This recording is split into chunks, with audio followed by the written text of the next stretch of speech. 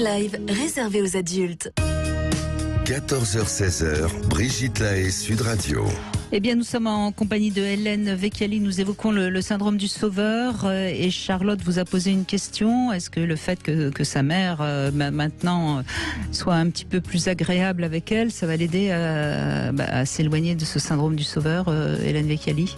Bien, je pense que c'est parce que justement vous êtes éloigné du syndrome du sauveur que votre mère a changé de comportement. Les relations entre les gens sont des systèmes, un peu comme des roues dentées. Et à partir du moment où vous, tout d'un coup, vous décidez de changer de sens, eh bien, elle s'adapte petit à petit. Et je crois que elle-même a fait, d'après ce que vous dites, des thérapies, de la sophrologie, etc. Donc ça a dû déjà l'aider. Mais le fait que vous ayez plus du tout envie d'être sauveuse l'a fait changer de comportement. Et je crois que ça y est, les choses sont rentrées dans l'ordre grâce à vous. Donc ce serait chacune qui a fait un petit bout du chemin entre Charlotte et sa mère. Mais je pense que c'est d'abord certainement Charlotte qui a changé de comportement. D'ailleurs, dans son discours, on entend bien qu'elle a compris ce qui se passait et qu'elle ne voulait plus que ça se reproduise. Et sa mère, inconsciemment, a bien senti qu'elle était sur un siège éjectable si elle continuait à se comporter de la sorte avec sa fille. Et donc, elle a modifié son comportement. Puis comme elle s'est fait aider aussi, ça l'a confortée dans cette nouvelle attitude. Voilà, Charlotte. Comme quoi, quand on veut vraiment insister dans un domaine, en fait, si on fait l'inverse, ça marche mieux au final. Ben oui. Mais je m'en suis un peu rendu compte pas plus tard que ce week-end. J'ai un ex-compagnon qui apparemment fait de l'apnée du sommeil. J'ai beau lui dire tu vas en mourir, si tu fais pas quelque chose, tu peux mourir. Et vous savez ce qu'il a fait, se décider à prendre rendez-vous, et il va prendre rendez-vous dans la semaine. C'est qu'il est venu travailler avec moi ce week-end, et dans la nuit je l'entendais ronfler, donc ça m'a agacée, et j'ai changé de chambre. Et bien le fait que je me sois éloignée de lui parce qu'il ronflait trop, tout de suite il a dit c'est bon, je prends rendez-vous chez le médecin. Voilà, le fait que j'ai quitté la chambre et que qu'il savait pas pourquoi j'avais fait ça, qu'il s'est posé 1000 questions, et bien du coup ça y est, ça l'a motivé à prendre rendez-vous et à prendre soin de lui. Et oui, quand on sauve plus les autres, à un moment, ceux qui peuvent se sauvent eux-mêmes. Hein. Voilà, donc c'est parfait. Merci Charlotte. Merci Charlotte. Merci à vous. Eh bien, ce n'est pas le mari de Charlotte, mais il s'appelle Charles. Bonjour Charles. Bonjour Brigitte. Bonjour Merci Charles. sur votre radio. Merci. Bonjour. Merci à vous. Alors, vous vous êtes séparés en début d'année après 20 ans de relation, et vous avez aussi le sentiment d'avoir essayé de la sauver ? Mais oui, en fait, si vous voulez, quand on s'est connus, c'était un peu ça. C'est quelqu'un que, je vais pas dire que j'ai pris en pitié, mais qui m'a touché de par le fait qu'elle était mère célibataire, seule, un peu à faire des heures pas possibles, et puis bon, on s'est connus dans le cadre du travail sur un déplacement, et en écoutant un petit peu son histoire et en voyant comment elle était, quelqu'un de super dynamique et tout, mais qui était en fait prise dans une turbine, et on peut pas laisser son enfant pour une jeune mère être élevé par une nounou, quoi. C'est pas concevable. Donc de ce fait-là, moi je me suis mis avec elle. Bon, parce que déjà d'une, on sait plus. Je vais pas me dire qu'on sait pas. Oui, mais elle avait un enfant aussi, c'est ça, hein ? Oui, c'est ça. Oui, d'accord.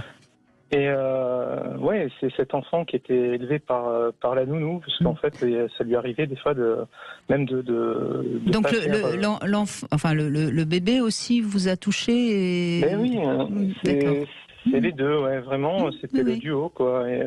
Et donc on se dit bon, il faut je vais essayer de faire quelque chose. C'était un garçon, c'était un petit garçon. C'est un garçon, ouais, c'est un petit garçon, il avait pas tout à fait 2 ans. Ouais. Mm-hmm. Et donc on s'est mis ensemble sans savoir si vraiment j'allais rester avec elle vraiment, quoi, voilà. Et puis bon, ben. Pourquoi vous disiez que vous saviez pas si vous alliez rester avec elle vraiment? Moi, dans l'idée, si vous voulez, je voulais qu'elle change de métier pour la sauver, dans le sens où qu'elle se sauve de là où elle était déjà. Et ça a été possible, on l'a fait, hein, mais pour qu'elle fasse des horaires qui soient décents pour.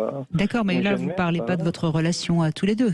Et non, je parle pas de notre relation à tous les deux. Et du coup. La question d'Hélène, c'est en quoi vous pensiez que ce serait peut-être pas, enfin, que vous ne resteriez peut-être pas avec elle. Hein. C'était bien ça Oui, votre c'était question, ça. Hélène. Hein. En quoi je pensais ça? Parce que c'était une relation vraiment qui débutait. Et je Vous savais n'étiez pas qu'on allait très amoureux construire. d'elle, on pourrait dire ça, par exemple? Je sais pas si je pouvais dire que j'étais très amoureux d'elle. Non, Si, non, justement, vous n'étiez peut-être mais- pas très amoureux d'elle. Enfin, je sais pas. hein. Je pense que c'est le partage de sentiments entre le fait qu'elle me touche et le fait que je suis amoureux, c'est un peu des deux. Mais donc, a priori, si on est amoureux et que quelqu'un nous touche, on a plutôt envie que ça dure, non? Oui, ouais, c'est sûr. Après, c'est dans ses attitudes et dans son comportement. Vous savez. D'accord, il quand, y avait quelque chose quelque part qui, Ouais. vous n'auriez pas défini quoi, mais quelque chose qui quand même vous mettez un petit peu en réserve. Oui, c'est ça, exactement. Je savais pas si- Est-ce que vous diriez que ce que vous aviez commencé à dire, hein, mais de ce que peut-être moi j'entends, c'était vraiment cette volonté de sauver cette mère et cet enfant qui passait Oui. par-dessus, qui était bien plus forte, cette volonté-là bien plus forte que peut-être de l'amour. C'est ça. C'était En plus fait, sauver qu'aimer. plus sauver qu'aimer et pour pouvoir me dire, ok, je l'aimerais mieux quand elle sera beaucoup plus stabilisée, vous voyez. Ouais. Mhm. Donc il y avait sans doute une part de vous qui sentait que c'était mission impossible, mais il fallait y aller, quoi. C'est ça. Mhm. Et alors? Bon, après, notre histoire a débuté et un peu, je vous avoue, un peu vite, puisque elle est tombée enceinte assez rapidement, peut-être au bout de 6 ou 8 mois.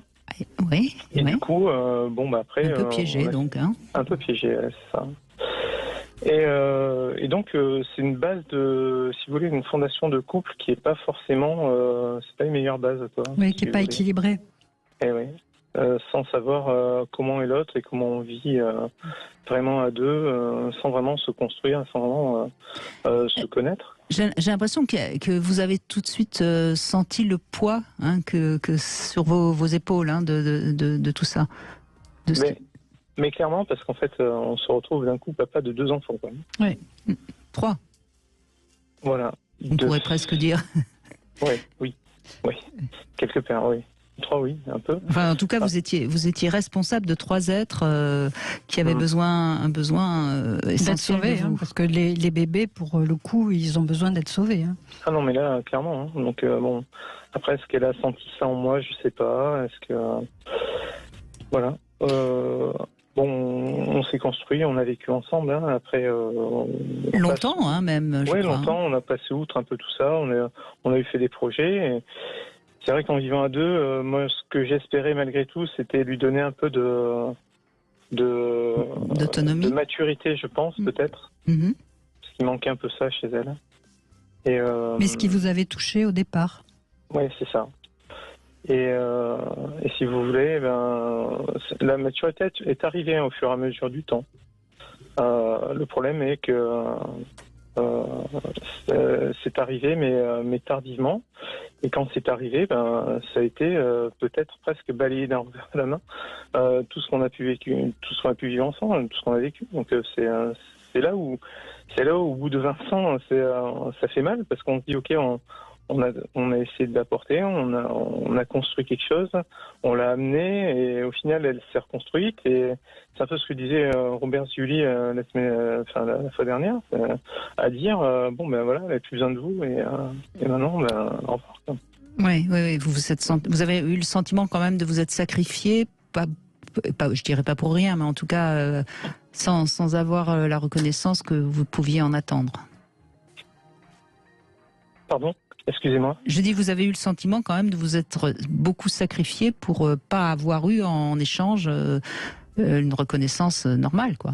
Ouais, c'est ça. En fait, c'est avoir tout donné, sachant qu'en plus il y a eu quand même des éléments qui étaient assez majeurs. Il y a eu la perte de sa mère entre-temps, il y a eu tellement de choses, d'événements, et elle-même a eu du mal à se reconstruire par rapport à ça.